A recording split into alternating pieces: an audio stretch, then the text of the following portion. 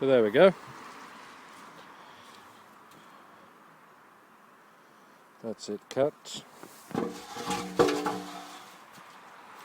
See just how dirty this is going to be inside.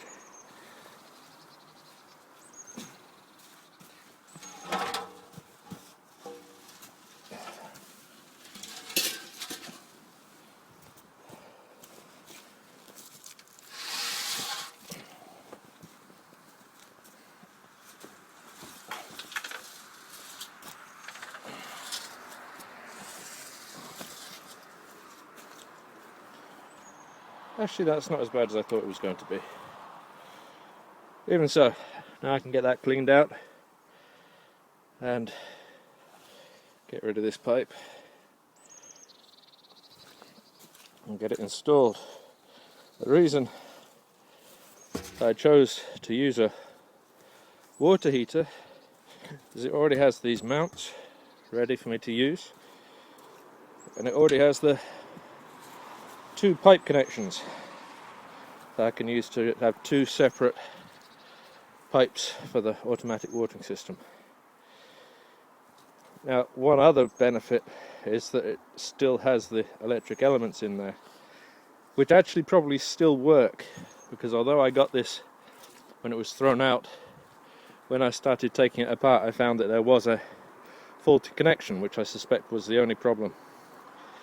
Now, although it's not really in the plan to be heating this up, I see no reason to have the option of doing so. For instance, if I'm too late in emptying out when winter comes and it starts to freeze, I can just warm it up and get the water out.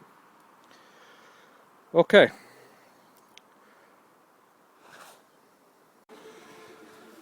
So I'm going to make a frame to actually support this tank in the greenhouse. There was this frame that came with the water heater, which I was going to use, but I don't really get much benefit from it. Instead, I'm going to use this really nice plank that I sawed last autumn, and I'm just trying to work out how I can make best use of it. I'm going to cut a nice big triangle to make one corner shelf for the other wall, and then this piece will be the first support for the tank, and then from what's left I'll cut approximately down the middle, not quite, slightly to one side. From that I'll get the second support plus the long shelf for the other short wall. So time to fire up the chainsaw.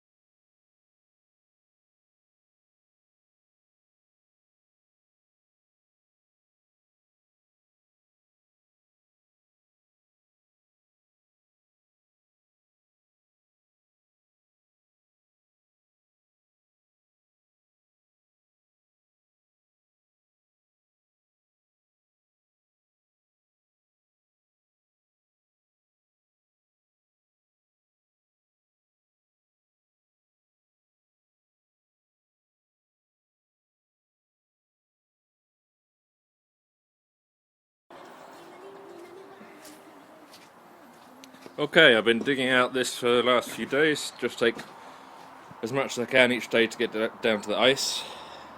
I think I've got another 3 or 4 days before I can actually start doing anything in here. I did some brickwork on top of the old pillars, so leveling them out and getting nice support underneath this wall. Almost forgot, but in the end remembered to get a plastic separator in there, which will come up right up here, because I'm actually going to have raised flower beds and have to protect the wood from that.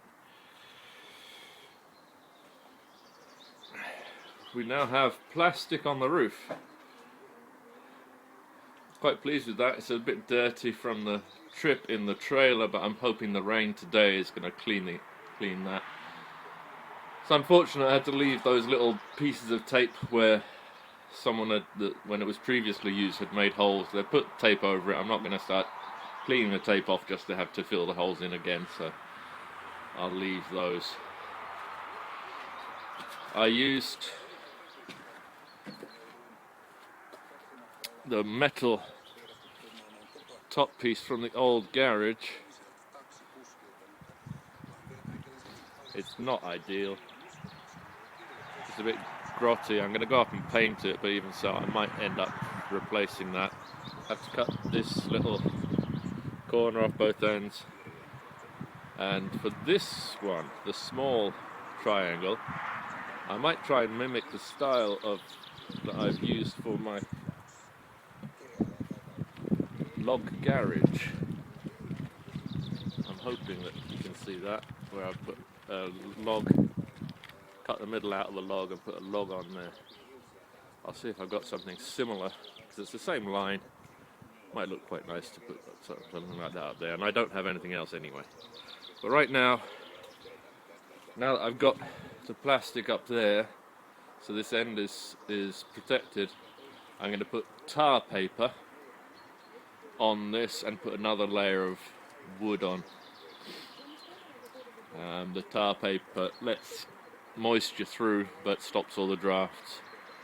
I may do the same at the other end, but I have enough of this plastic left, so I could actually do it in plastic, but not quite sure yet.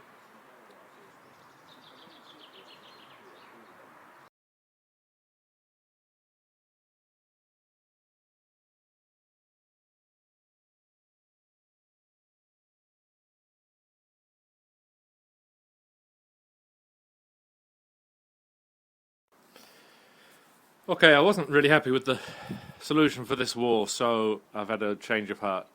I'm going to take this door out, put in a large window that I have, another large window that I have, and then I'm going to cut a piece out of this door that fits in between.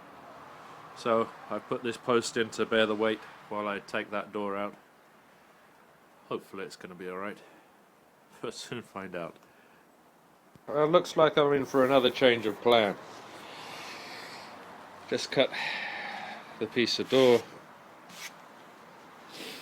I thought with the windows being here that there would be, as well as this support here, I thought there'd be a support up here.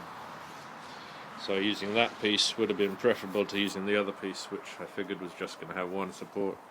But it turns out that not even this one has a support.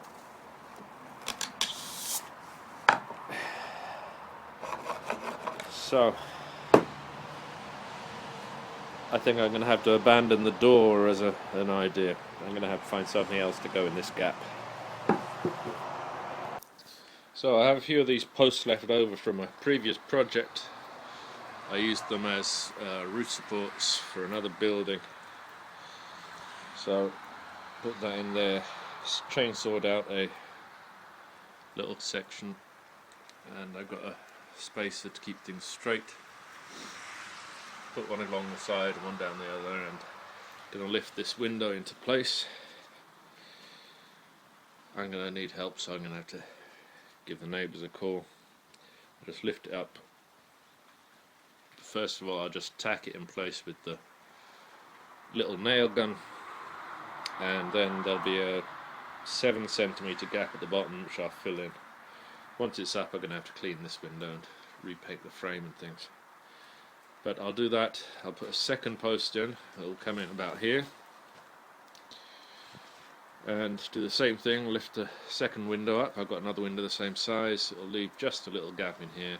I think I'll probably chainsaw out a groove on both of these, and then I've just got that little space to fill in.